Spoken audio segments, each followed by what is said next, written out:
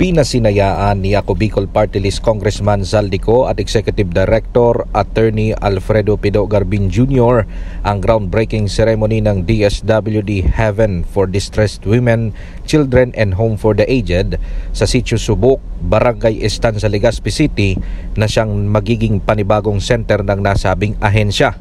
Sinuportahan ni Ko ang konstruksyon nito sa paglalayong makapagbigay ng aruga sa mga tutuloy rito upang magbigay ng proteksyon at mapangalagaan ang kanilang dignidad at buong pagkatao, lalo na sa mga nangangailangan ng mga kababaihan at mga batang nasa kagipitang sitwasyon. Ayon kay DSWD Regional Field Office No. 5 Regional Director Norman Laurio, siya ay taos-pusong nagpapasalamat kay Ko sa pagbibigay ng prioridad sa mga kailangan ng Bicolano ngayong pinuno ng House Appropriations Committee. Diin ko na ang nasabing kauna-unahang pasilidad ay magiging venue para sa empowerment at healing. Ayon din kay Engineer Nazar, solidad ng DSWD target na maging operasyon ng pasilidad sa taon 2026 kung saan mahigit 100 na mga benepisyaryo ang maaaring ipasok sa nasabing center. Nagpapasalamat rin ng mga residente ng Buraguis dahil sa paghahatid ng nasabing proyektong ito. Saro po sa pigmamalaki kang buong istansa na mag-igo po ki infrastruktura na araw kani. Dako laon po ang papasalamat mi sa council na mag-igo ki araw kani sa istansa. Sa ngunyan po sir, dahil ko may paliwanag o dahil masuk ko na sa kuyang kaugmahan na napili po ang barangay istansa para tugdukan po kaning DSWD building. Yaon po permi ang barangay council sa pag-reparo para po ining building na ini permi pong mabantayan po.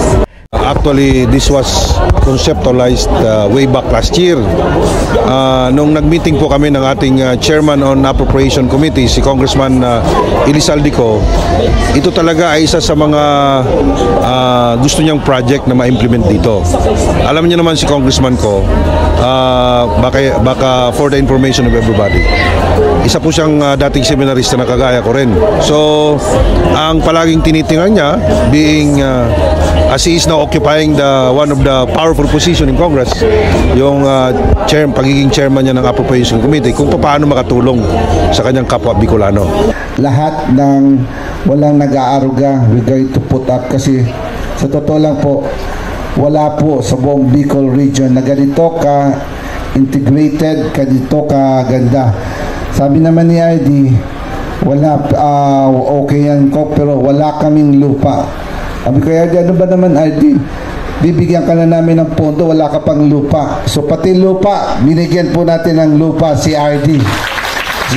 7,500 square meter para lang po magawa tong for the women, lahat pong kababaihan na abandoned o may problema, iniwan ng asawa, iniwan ng lahat. Huwag ho kayong mamroblema at yayakapin po namin kayo ng buong buo. Dahil rito, nagpapasalamat si Laurio kay House Speaker Martin Romualdez at Pangulong Ferdinand Bongbong Marcos Jr. dahil sa kasama lagi ang rehiyon sa kanilang programa at agenda. Pinapurihan at pinasalamatan rin ni Laurio si Secretary Rex Galchalian. Nagpasalamat rin siya kay DPWH Regional Director Virgilio Eduarte at sa lahat ng tumulong sa realisasyon ng center na ito.